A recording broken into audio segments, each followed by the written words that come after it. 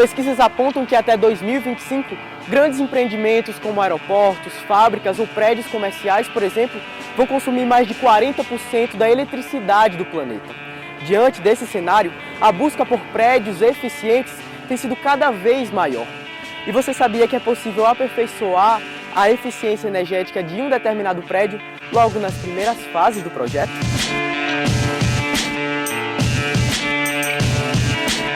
É hora de descobrir. É hora de saber ciência.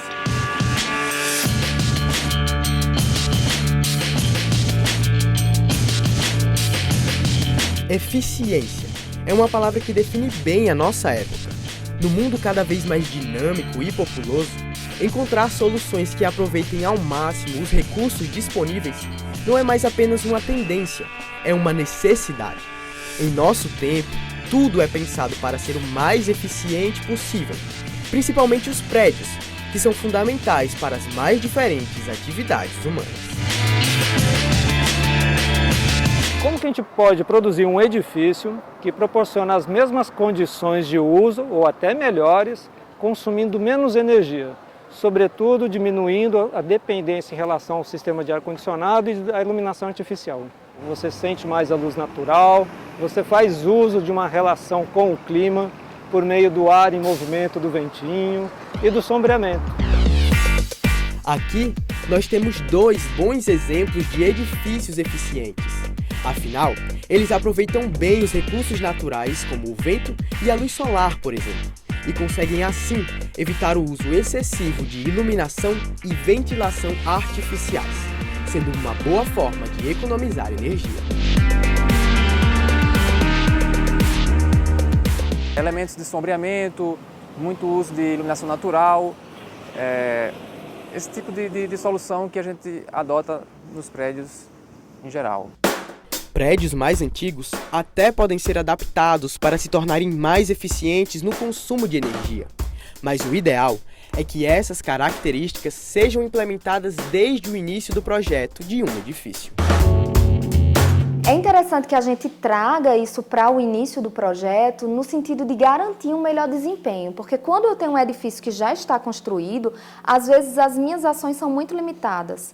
Então, por exemplo, a gente tem estudos que demonstram que se eu trocar, por exemplo, todos os ar-condicionados, a iluminação, eu consigo, para hotéis aqui em Natal, eu consigo aproximadamente 29% na redução do consumo de energia. Mas se eu fizer o projeto adequado ao clima, já pensando nessa redução do consumo lá desde o início, eu consigo chegar em cerca de 70% da redução do consumo de energia. Então, eu tenho aí um ganho, né, dessa economia muito significativo. Engenheiros e arquitetos precisam observar questões como o terreno, o clima da região ou mesmo a orientação geográfica na hora de projetar um novo edifício. Tudo isso é fundamental para garantir os mais altos níveis de eficiência. Com todas essas informações, é possível fazer uma simulação do desempenho energético de um edifício, logo nas primeiras fases do projeto. O meu trabalho ele teve como foco o clima quente e úmido e também teve uma experiência no clima quente seco, né, que seria em Mossoró. Mas ele tenta entender como é que essas análises podem ser feitas no processo projetual.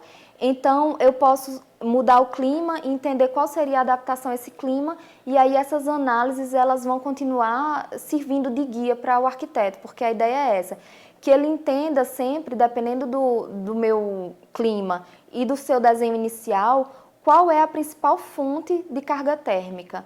Então, por onde é que está vindo o calor? E aí, agora que eu entendo isso, eu sei onde é que eu vou poder evitar isso, qual vai ser a estratégia que eu vou utilizar como arquiteto, né, ele mesmo decidindo, se apropriando dessa informação para propor um projeto que venha responder isso. Então, realmente, poderia ser um projeto adaptado, que pode ser adaptado a qualquer clima. A pesquisa de Clara analisou 6 projetos diferentes e usou modelos virtuais para calcular os níveis de eficiência de cada edifício a partir das características ambientais e os tipos de materiais que seriam usados em cada construção.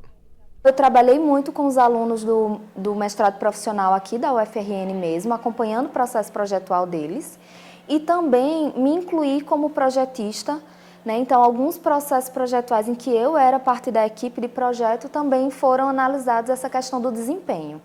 E aí a grande questão é que a cada processo, foram 6 casos, 6 estudos de caso, e a cada um dos casos esse processo era melhorado. Nisso a gente foi utilizando softwares de simulação termoenergética para poder quantificar. E aí essa quantificação ela vai ser chave no momento que a gente precisa atender metas de desempenho.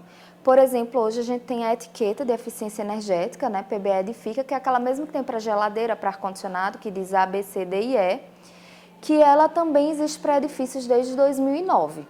Então, a gente trabalha muito tentando chegar nessa quantificação, nesses parâmetros. E esses parâmetros, eles podem ser bem visualizados, né, por meio dessa simulação termoenergética.